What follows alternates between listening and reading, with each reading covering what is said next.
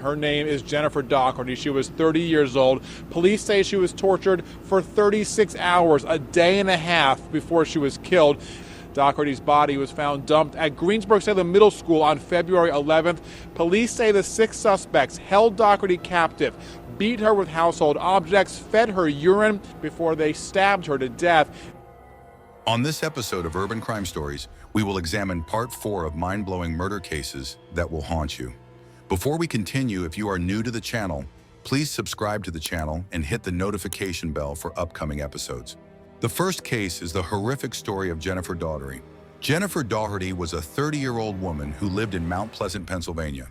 She had a kind heart, an innocent spirit, and a deep desire to make friends. Jennifer also had a mild developmental disability, which made her see the world a little differently, more trustingly and openly. Jennifer lived with her parents but wanted independence. She was working towards it, taking small steps, exploring life on her terms. But that trusting nature, that desire to belong, led her straight into the hands of people who had nothing but evil in their hearts. Sometime before her murder, Jennifer met a group of people in nearby Greensburg. These were people she thought were her friends, people she trusted. But these 6 individuals, Ricky Smearns, Angela Marinucci, Melvin Knight, Amber Meedinger, Peggy Miller, and Robert Masters, weren't her friends. Together, they would later be known as the Greensburg Six, and they were about to commit one of the most senseless acts of violence imaginable. Ricky Smearns was the ringleader, a manipulative and violent man with a history of controlling others. His 17-year-old girlfriend, Angela Marinucci, was dangerously jealous. She believed Jennifer was trying to steal Ricky from her despite no evidence, and her jealousy led to a chain of events that ended in murder. On February 9, 2010, Jennifer left home, telling her parents she was visiting a friend's house. She had no idea she was walking into a death trap. When she arrived at the apartment, things started normally. But soon the atmosphere shifted. It started with teasing, small, cruel jokes at her expense, and then escalated. They took her phone, cutting her off from the outside world. They told her she wasn't allowed to leave. Then the torture began. For over 2 days, Jennifer was subjected to relentless abuse. They beat her. They forced her to drink a disgusting mixture of cooking oil, urine, and spices. They shaved her head, painted her face with nail polish, and humiliated her in ways too disturbing to comprehend. At some point, Jennifer realized she wouldn't leave that apartment alive. On February 11th, the group held a meeting. The discussion was whether Jennifer should live or die. They voted, and their decision was to kill Jennifer. Ricky Smearns and Melvin Knight led the charge. They stabbed Jennifer multiple times in the chest and stomach. But even that wasn't enough. They wrapped Christmas lights around her neck and strangled her to death. When it was over, they stuffed her body into a garbage can and dumped it in the parking lot of Greensburg-Salem Middle School. The following day, a maintenance worker noticed the trash can. Something about it seemed off, so he went to check inside. And that's when he found Jennifer's lifeless body. The police were called immediately, and what followed was an investigation that would shock even the most seasoned detectives. When police arrived at the scene, they were met with a chilling sight. Jennifer's lifeless body stuffed inside a trash can. Her clothes were covered in blood, her head crudely shaved, and her wrists bore deep wounds, signs of the torture she endured. It was clear this wasn't a random crime. Someone wanted her to suffer. Someone tried to humiliate her, even in death. The officers stood in stunned silence. How could something like this happen in their small Pennsylvania town? And more importantly, who could have done something so evil? Detectives wasted no time in launching a full-scale investigation. They began by retracing Jennifer's last known whereabouts, and it didn't take long for them to realize she had been with a group of people she considered friends. But when officers knocked on their doors, they were met with nervous glances, conflicting statements, and stories that didn't add up. The police pressed harder. Hours turned into days, and soon the truth began to emerge. A 48-hour nightmare of torture, humiliation, and betrayal that would haunt the community forever. At first, the 6 suspects tried to stick together. They acted clueless, pretending they had no idea what happened to Jennifer. But detectives had a different strategy. They separated them and interrogated them one by one. It didn't take long before the cracks started to show. Amber Meedinger was the first to crack under pressure. She sobbed as she revealed the sickening details of what happened inside the small, grimy apartment where Jennifer had spent her last hours. Jennifer had walked in, believing she was among friends. Instead, she had unknowingly walked into a death trap. The group turned on her almost immediately. They accused her of trying to steal Ricky Smearns from Angela Marinucci. But the reality, Angela had become jealous of Jennifer, seeing her as a threat. That jealousy quickly spiraled into rage, and soon the entire group joined in, feeding off each other's violence. They tied her up, shaved her head, and forced her to drink concoctions made of human waste. They beat her, cut her, and degraded her for hours on end. The more she begged for mercy, the crueler they became. Detectives listened in horror as Amber detailed the final moments of Jennifer's life. They had forced her to write a fake suicide note, making it seem like she had taken her own life. But Jennifer hadn't given up. Even as they planned her murder, she pleaded with them, desperately clinging to the hope that someone, anyone, would show her mercy. But no mercy came. Melvin Knight was the one who delivered the fatal blows, stabbing Jennifer repeatedly in the chest. Even then, she was still alive. So they strangled her, finishing the job before stuffing her body into the trash can like garbage. With Amber Meidinger's confession, detectives immediately obtained search warrants for the apartment.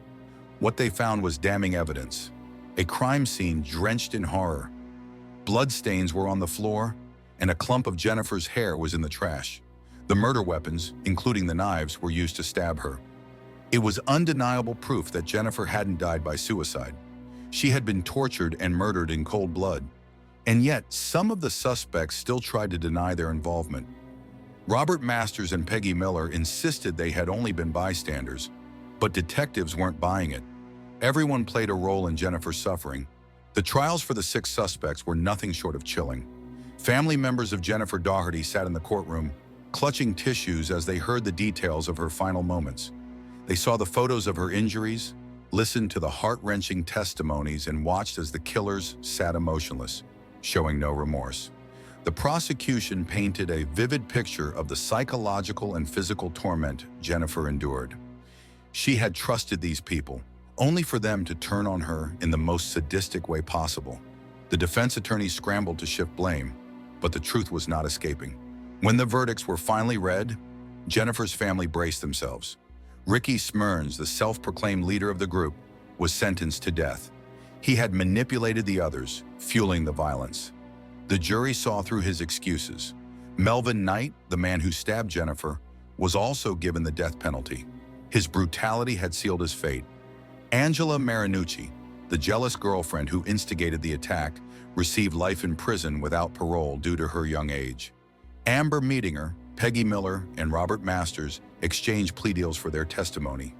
They were still given lengthy prison sentences, ensuring they would never harm another innocent soul again. As the sentences were handed down, Jennifer's mother wept quietly in the courtroom. Nothing could bring her daughter back, but at least justice had been served. Jennifer Daugherty was more than just a murder victim.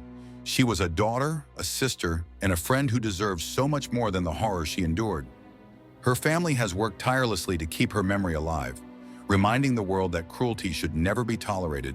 They have spoken out about bullying, abuse, and the dangers of trusting the wrong people. Jennifer's story is a tragic reminder that not everyone who calls you a friend truly has your best interests at heart. Her case remains one of the most shocking and senseless acts of violence in modern history, a crime driven by jealousy, manipulation, and pure evil. But her story isn't just about tragedy. It's about awareness, about justice, and about making sure this never happens to another innocent person again. What are your thoughts on the case of Jennifer Daugherty? Please share your thoughts in the comments below. Next up, the gruesome story of the Childs family. On January 24, 2021, North Adams Street in Indianapolis encountered a horrific incident at 4 in the morning. 15-year-old Xavier Childs, wounded and bleeding, reached out to his neighbors asking for help. Once the police arrived, Xavier told them he killed all of them. When asked who, the boy without any hesitation said Raymond Childs. The boy then led the police to his home, and once inside, the police uncovered a deadly massacre. One by one, they counted the bodies and said, "We got 5." Xavier was then taken to the hospital where he told the police that his 17-year-old then missing brother murdered his family. The boy reported that Raymond picked up a gun and set out on a brutal mission to eliminate every member of his family. His first victims were his father, Raymond Childs Sr., and his stepmother, Kezzie Childs.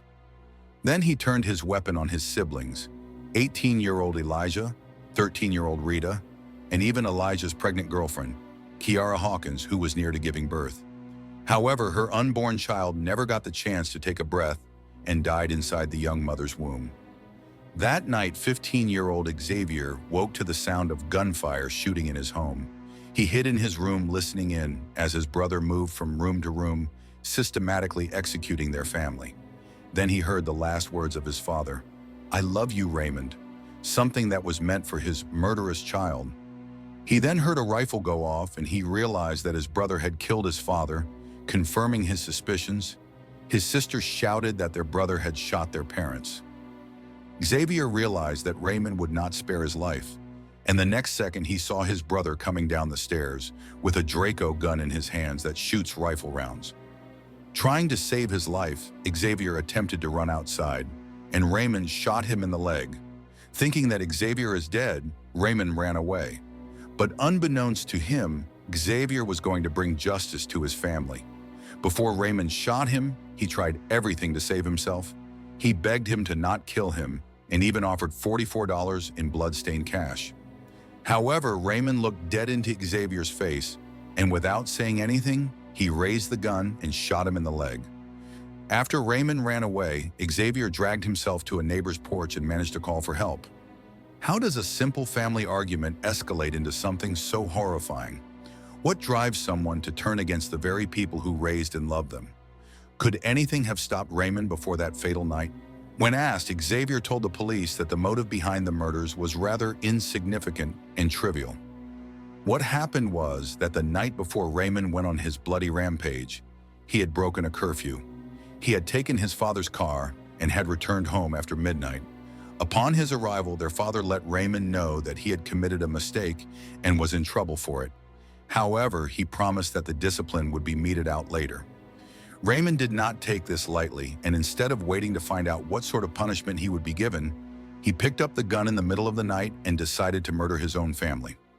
As the police officers began to investigate and reconstruct the whole crime scene, they realized that after committing the unthinkable familicide, Raymond had returned home with his girlfriend, acting as if he just learned about their murders. Furthermore, the police found Raymond's car at his girlfriend's place, and upon reaching there, the girlfriend informed the police that Raymond told her he had been kicked out of his house, so she came to pick him up. His girlfriend said that she was with him when they got to know about the police being called to his home, and when she asked if anything occurred, Raymond denied any knowledge of what might be wrong. The girlfriend later told police that Raymond was anxious when they arrived at the scene and acted like a clown. Fast forward to 7 hours later, police arrested Raymond at a relative's home in Plainfield and got the murder weapon from an extended family member. Was a broken curfew truly worth the cost of 6 lives? Or was it the result of years of unspoken resentment? 2 trials were held in this case, with the first being labeled as a mistrial because of an emotional outburst of a family member. In the first trial, prosecutors described how 17-year-old Raymond Childs methodically went room to room in the family home, killing nearly his entire family. The sole survivor, 15-year-old Xavier, was chased into the freezing night, shot twice, and left for dead, despite offering his attacker $44 in exchange for his life. The blood-stained currency was later found in the snow. The courtroom grew even tenser when a forensic pathologist detailed the victim's fatal wounds and displayed autopsy photographs. However, the trial took a dramatic turn when key witness Ilanso Velez, a cousin of Raymond's father, directly confronted the defendant from the stand and asked, "Why did you do it, Raymond?" The defense and prosecution teams immediately objected, leading Judge Miller to send the jury out. Afterwards, Velez was warned to restrain his comments or risk contempt of court. After the outburst, a female juror admitted that her ability to remain impartial had been affected. Judge Miller declared that it was a great peril that a fair trial was not to be assured, and ruled a mistrial. Meanwhile, Kiara Hawkins' mother, Ronica Hawkins, expressed frustration and asked him to have some self-control for them because it's been 3 years and they just wanted to get it behind them. Kiara's grandmother, Alicia Hooks, added that it was like living the day all over again, but they trusted God because they knew He was going to give them the answers they needed. Then in October 2024, Raymond was ultimately convicted of 6 counts of murder after his second trial. During this sentencing, Raymond took the stand and addressed his surviving family. He did not apologize or take any responsibility for his actions and said, "Just as I sit here 4 years ago, I'm innocent. There's not a day that goes by when I don't think about them and wish they were here. Even on my bad days, I tell myself they're still here. I'm not a killer. I'm not a murderer. I'm not a bad person." And a lot of people honestly agree with that. Deputy Prosecutor Daniel Cicchini expressed disappointment that Childs would not take responsibility despite what he called overwhelming evidence, including cell phone data, possession of the murder weapon, and the testimony of the sole survivor, Xavier, who identified his brother as the killer. Xavier, the only surviving family member, now lives with the painful reality. His mother and sister do not believe him. Rhonda Smith, Raymond's mother, still believes in her son's innocence, stating that she believed everything her son said. She further added that she does not believe that justice was served, but hopes that they do find the real people that did it. Similarly, Raymond's sister, Kayla Smith, recalled witnessing domestic violence growing up, but insisted that it is heartbreaking for her to see her brother being portrayed like a monster because she believes he is not one. Raymond Childs Sr. had aspirations of turning his sons into rappers, and a video surfaced showing the teens with a semi-automatic rifle to enhance their image. Rhonda Smith compared Childs Jr. to Joe Jackson, saying that he was that Joe Jackson, describing a father who loved his kids and went overboard for them. She testified about enduring domestic abuse and criticized Child Protective Services for their failure to intervene. A child developmental psychologist testified that Raymond Childs suffered from PTSD due to growing up in an abusive household, but still expressed love for his father and siblings. During sentencing, Raymond addressed Kiara Hawkins' family, and insisting on his innocence, he said, "To Ronica Hawkins, I know you don't know me that well, but I promise you I didn't hurt your daughter. I'm gonna do everything in my power to prove that to you." He added, "I lost family like y'all did, and still to this day, I'm still grieving and trying to cope with it." The prosecution acknowledged the victims' families for their endurance throughout the trial, emphasizing the severity of the crime. He said that the defendant brutally murdered 6 people of his family. He further added that there is no penalty that could ever reflect the harm and unimaginable loss caused by the defendant's actions. Ultimately, Childs was sentenced to 360 years in prison. Prosecutors urged the public to support the grieving families and honor the memories of the family members whose lives were taken. Following the conviction, Prosecutor Mears stated in the Marion County Prosecutor's Office release that what had occurred inside that home was as unfathomable as it had been in 2021. He further mentioned that it had been an incredibly difficult journey for the family and friends of the 6 people who had been tragically lost. Mears expressed his pride in the trial team, law enforcement, and witnesses whose dedication to the victims had not wavered despite facing adversity. He added that their commitment had ultimately led to the verdict and justice for the victims of the horrific crime. Can justice ever truly be served when 6 lives are lost? Will Raymond ever admit to his crimes, or will he go down in history as a murderer who refused to take responsibility? What are your thoughts on this case? Do you think this tragedy could have been prevented? Share your thoughts in the comments below. Next, the tragic story of Elizabeth Sullivan. On October 14th, 2014, Elizabeth Sullivan's close friend Nathan Character grew concerned when repeated calls to her phone went unanswered. Unwilling to dismiss his unease, he contacted the San Diego Police Department to report her disappearance. Elizabeth was not the kind of person to ignore her friends, and Nathan had a gut feeling that something was wrong. Elizabeth was last seen the day before by her husband, Matthew Sullivan, a Navy sailor who had recently returned from deployment. When officers arrived at their home, they found Elizabeth's car still parked in the garage, ruling out the possibility that she had traveled far. However, there were no immediate signs of foul play, only the usual disorder of a household with 2 young children. Matthew pointed out one unsettling detail. A suitcase containing important family documents was missing. The Department of Missing Persons took over the case, and investigators soon discovered that Elizabeth had transferred approximately $1,000 from the family's joint account into her personal account the day before she vanished. This raised the possibility that she had chosen to leave on her own. However, the detectives were determined to uncover the truth and continue the investigation. Their search led them to Elizabeth's journals, where they expected to find her emotional turmoil, but instead they uncovered something else: her creative writing. In one of her fictional stories, a dashing Navy officer, referred to as a white knight, swept a young woman off her feet, building a new life in California with their newborn child. But as the story unfolded, the protagonist became disillusioned with her husband, ultimately abandoning her home in search of something more. The parallels between fiction and reality were impossible to ignore and led to the investigators thinking Elizabeth had chosen to abandon her home. Elizabeth's last known contact with the outside world was a text message sent to a friend on October 13th. Days later, her phone was switched off, leaving investigators with more questions than answers.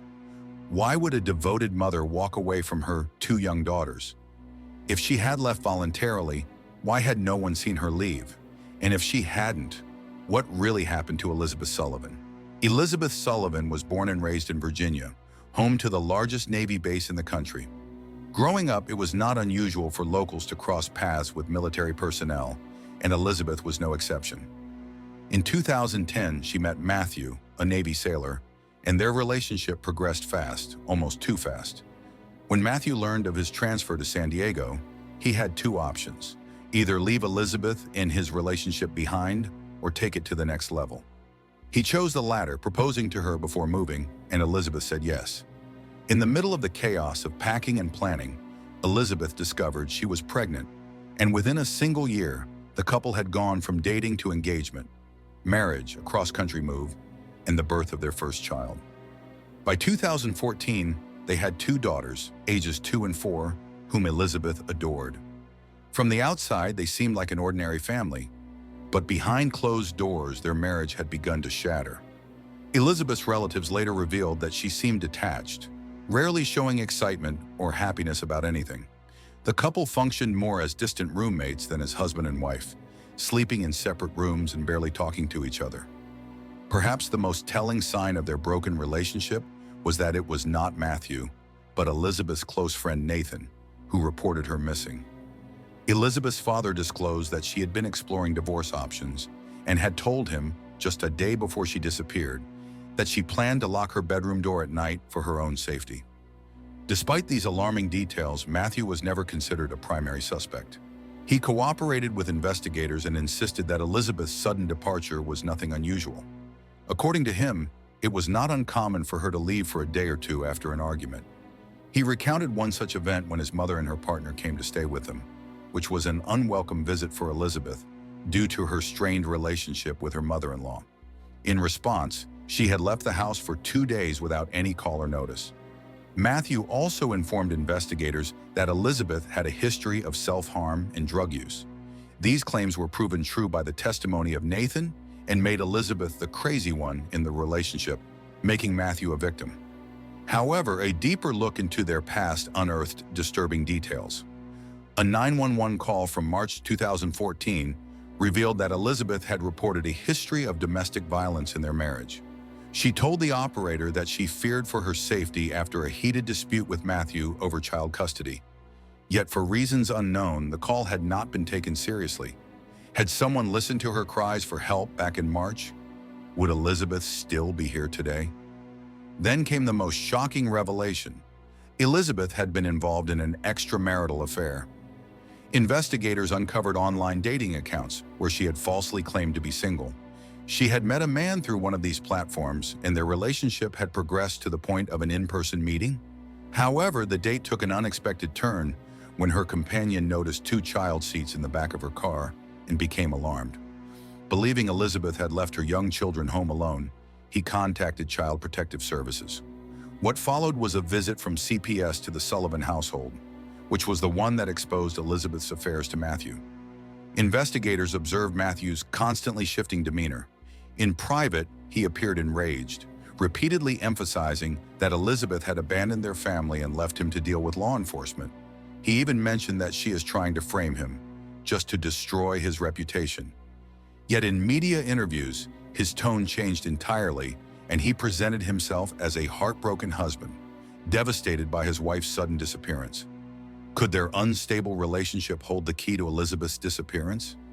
Was Elizabeth's missing truly a case of abandonment, or was there something much darker lurking beneath the surface? For nearly 2 years, Elizabeth's disappearance remained a mystery. Investigators had followed every lead, but without solid evidence, the case eventually turned cold. Then, on October 6, 2016, just days before the second anniversary of her missing persons report, a breakthrough shattered the long silence. A body was discovered floating in San Diego Bay, a mere half-mile from Elizabeth and Matthew's home. The state of the remains made immediate identification impossible, as the body was badly decomposed, leaving investigators with little to work with.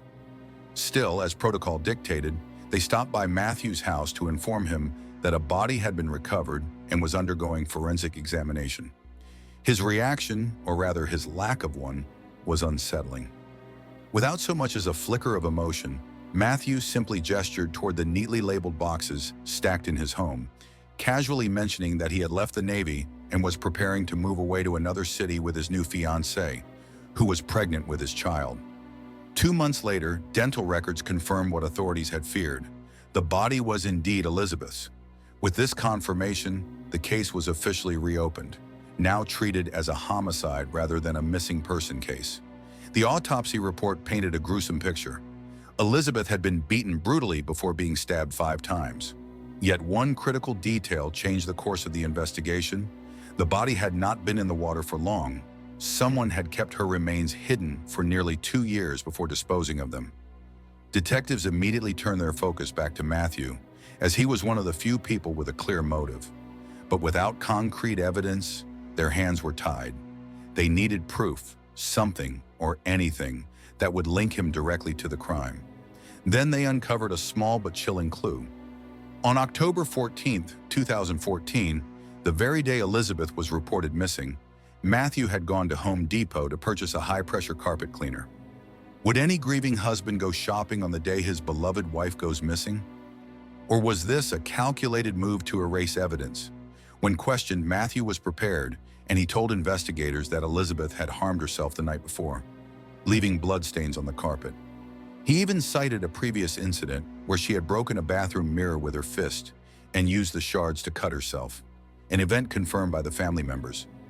Once again, he slipped through the cracks of suspicion, but the search warrant changed everything. Authorities combed through the house, searching for anything they might have overlooked. At first glance, the master bedroom appeared spotless, yet the underside of the carpet bore a massive bloodstain, one that had seeped deep into the wooden floorboards. Forensic testing revealed what the human eye could not. The DNA testing confirmed it was Elizabeth's blood. Then came the most shocking piece of evidence. Hidden within the attic walls, investigators discovered a knife that was stained with Elizabeth's blood. With the body, the murder weapon, and a blood-soaked crime scene, everything pointed to Matthew. But one haunting question remained. Where had he kept Elizabeth's body for 2 whole years? Cadaver dogs provided the answer and led officers directly to the garage, stopping at an oversized freezer that Matthew had left behind when he moved.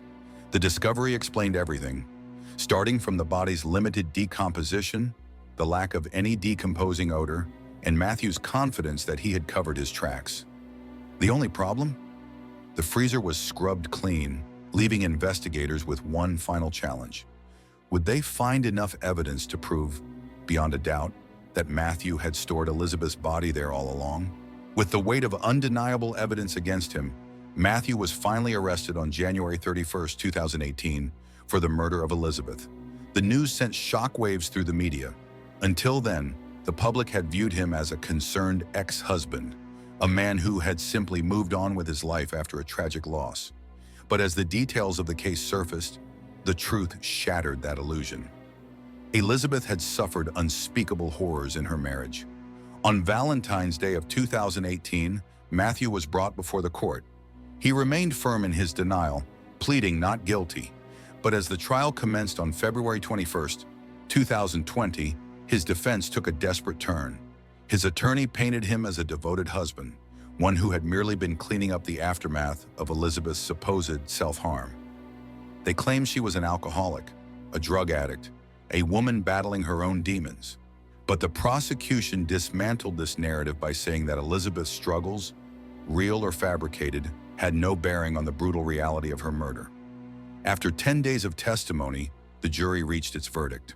Matthew was found guilty, not of first-degree murder, as prosecutors had hoped, but of second-degree murder. His sentence was 16 years in prison. As Elizabeth's family delivered their statements, their voices filled with grief, Matthew sat there, his face devoid of remorse. What are your thoughts on these tragic cases? Please share your thoughts in the comments below. We would love to hear your thoughts. Remember, if you are new to the channel, please like, share, and subscribe for upcoming episodes. Your support is greatly appreciated. Until next time, I will see you on Urban Crime Stories.